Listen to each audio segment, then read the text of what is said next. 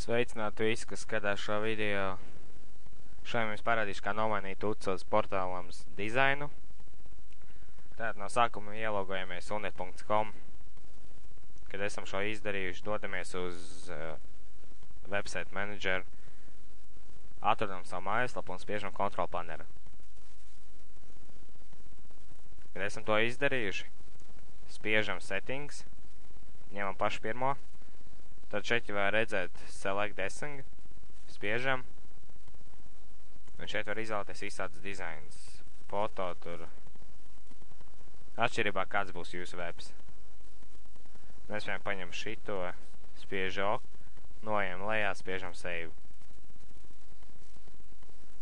Dodamies uz generālu, ņemam website, dizains nomainīt.